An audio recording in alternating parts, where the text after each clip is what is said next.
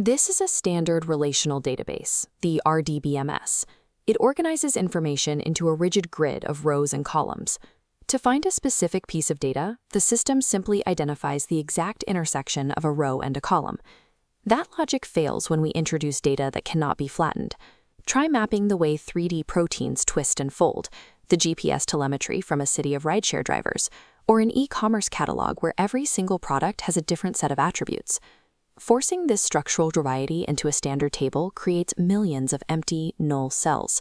The database wastes physical storage space, and the complex joins required to piece the data back together eventually bottleneck and crash the entire system. To manage the modern data explosion, engineers had to stop treating the database as a passive digital filing cabinet. Instead, they began building specialized engines designed for different ways of routing information. The first shift in logic is the key value store. Instead of a grid, the system uses a unique identifier, or hash. The data itself is a payload retrieved in constant O of 1 time. The engine doesn't need to look at what's inside, it just follows the key. When the engine does need to understand the internal structure, we use document-oriented databases, like MongoDB. These encapsulate all related data for a single record into a flexible BSON, or binary JSON, document. Instead of breaking a user profile across tables, a document database houses it in one place, navigating a nested geometry of internal arrays. This flexibility means adding new fields on the fly. One document might contain 20 attributes, the next only 5, without a global schema update. This allows massive horizontal scalability. Because individual records are independent, they are distributed across server nodes, ingesting unstructured data at velocities that would overwhelm a relational table.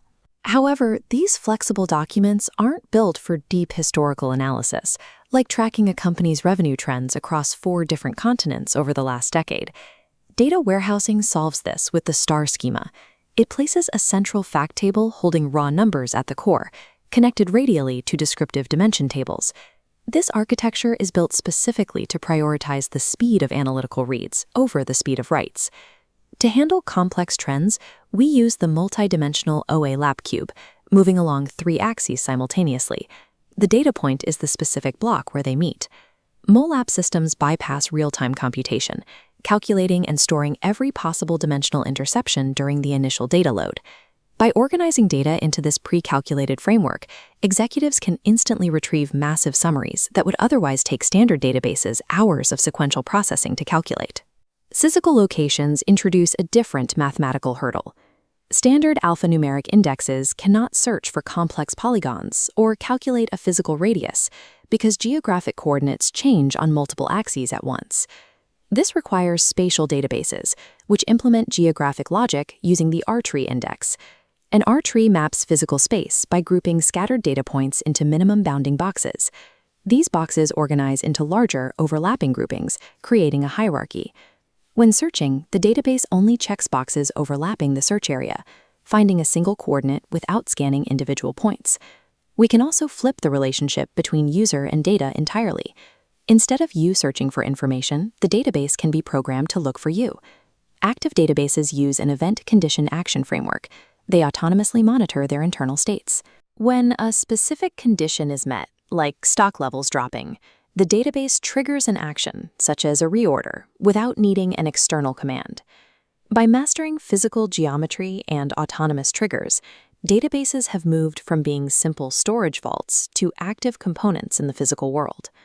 These different ways of organizing information do more than just store it. They provide the necessary structure for the final phase of advanced analysis, knowledge discovery in databases. By routing data into specific, well-indexed structures, we enable data mining engines to process millions of variables. We are literally seeing chaotic particle streams rapidly snapping into clusters, the visual representation of raw data becoming structured knowledge. Once that data is structured, descriptive algorithms can take over.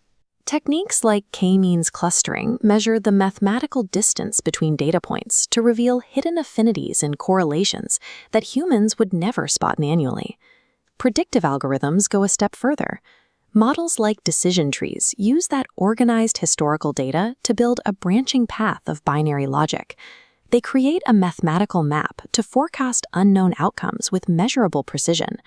We are no longer limited by how much data we can collect, but by how we choose to organize it. The logical structures we build determine exactly which truths we are capable of uncovering.